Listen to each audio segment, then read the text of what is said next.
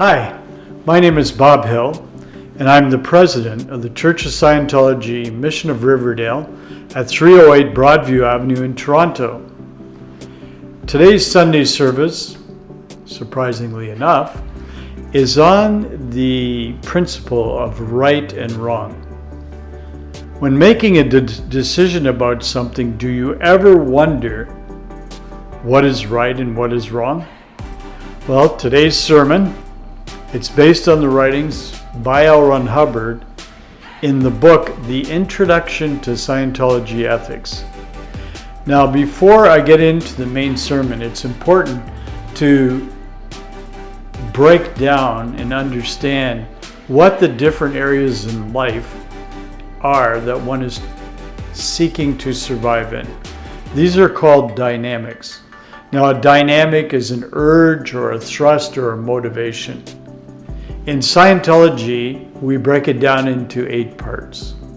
The first of these dynamics is the urge to survive, or the action of surviving as yourself, who you are, your character, your basic personality, taking care of your body, etc.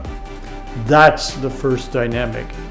The second dynamic, or second urge to survive, is called the sex or family dynamic. In this particular dynamic, there's an urge to create and to raise a family, to have a partner in marriage, and so on. That's the second dynamic. The third dynamic, third area that one looks to survive, and you're probably all familiar with this, is the group dynamic. You want to be part of a team, or the people that you work with, or your church, your government is a third dynamic, your country is a third dynamic, and you are part of it. Sometimes it's difficult to survive in all these particular dynamics, but one is attempting to survive. Now, the fourth dynamic, if you put all the groups together, you get mankind. And, we've seen people pulling back from that dynamic recently with what's going on the planet and so on. But there is an urge to survive as part of mankind, and it's a noble cause to try and help mankind. The fifth dynamic is your plant and animal kingdom. That includes insects to the largest creatures there are, your whales, and all the animals and plants that you see around. That's the fifth dynamic, and one generally has an urge to survive in that area. You can get quite a bit of pleasure from it. The sixth dynamic is the material universe, the planet itself, other planets, your cars, your houses. These things are all the sixth dynamic. But there is an urge to survive as part of that. And then you have the seventh dynamic, and the urge to survive spiritually. Generally, there's a motivation in that area. Sometimes there's not, but as one continues to progress, one reaches out more into these dynamics and arrives at the seventh. And then we arrive at the eighth dynamic, which is the God dynamic, the supreme being, infinity.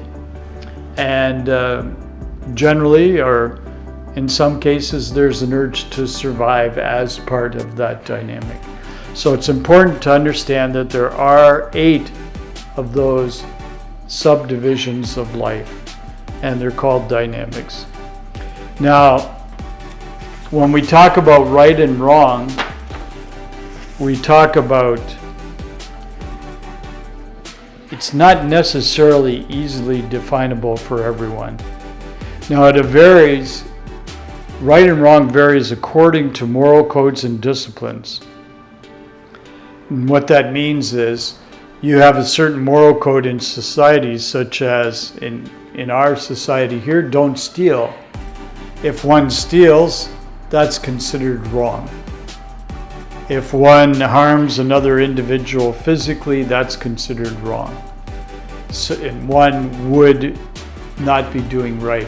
If one is at work and they're stealing from their office or something like that, or not really producing, that's not necessarily right either. And one generally doesn't feel well. So you have those disciplines sitting there. Now, before Scientology, despite their use in law as a test of sanity, there was no basis in fact, but only opinion as to what's right or wrong. Now, when I say there was only opinion, one could say, wow, I took it easy at work because they deserved it, or they didn't pay me enough, or, that person that was giving me a hard time, well, I kicked him in the kneecap. He deserved it. Well, that's not necessarily right. However, if you really look at your dynamics, those 8 things I explained to you prior, one would see that doing a harmful action to one of those dynamics would be wrong, or doing something that is not creating survival for one of those dynamics is wrong. So in Dianetics and Scientology, we have a more precise definition. And the definition became, as well, the true definition of an overt act. An overt act is not just injuring someone or something. An overt act is an omission. Like, let's say you're out on your 3rd dynamic and you're saying, well, I don't harm the group and I haven't done anything bad, but Joe over there, he's been stealing, but I don't want to say anything. Well, the fact that you omitted to do something about it, that becomes wrong as well, because you're letting the group fall apart, or you're letting the group be less survival. So whatever does the least good for the least number of dynamics, or the most harm to the greatest number of dynamics, would be considered wrong.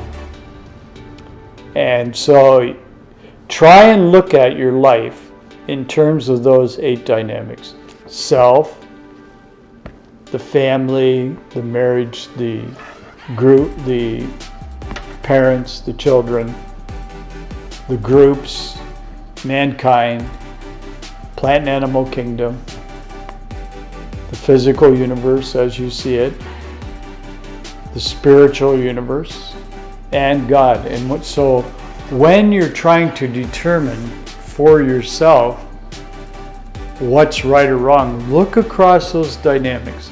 And if it's doing harm to the greater number of dynamics, it's probably wrong. If it's helping those dynamics to survive, it's probably right. And that would be a good gauge to determine right or wrong. Make sense? I hope so. So there you go. Now, we're open here at the Church of Scientology in Riverdale. And you can come in here and learn more about Dianetics and Scientology, and also more about this book, Introduction to Scientology Ethics. Surprisingly enough, it's not a punishment to work with ethics.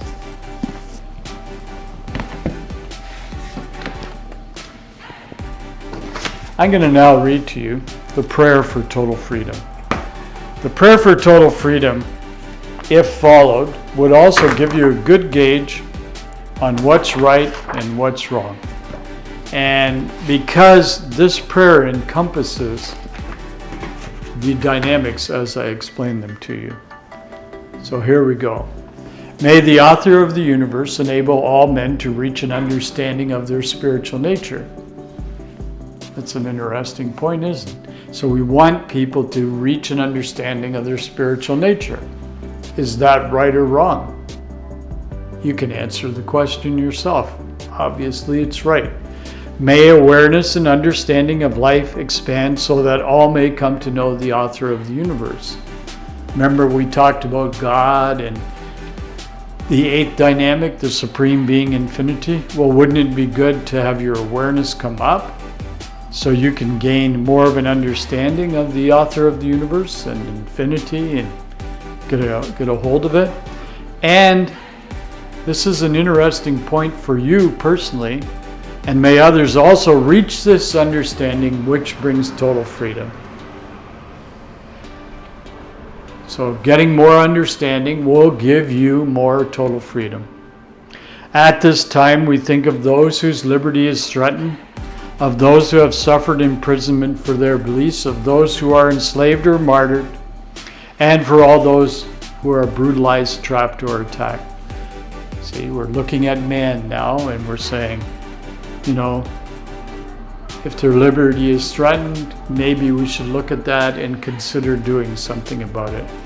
We pray that human rights will be preserved, so that all people may believe and worship freely, so that freedom will once again be seen in our land. That's an important point. So we want others to have that. We want freedom from war and poverty, and freedom to be, freedom to do, and freedom to have.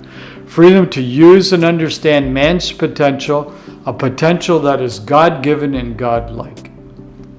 And freedom to achieve that understanding and awareness. That is total freedom. May God let it be so.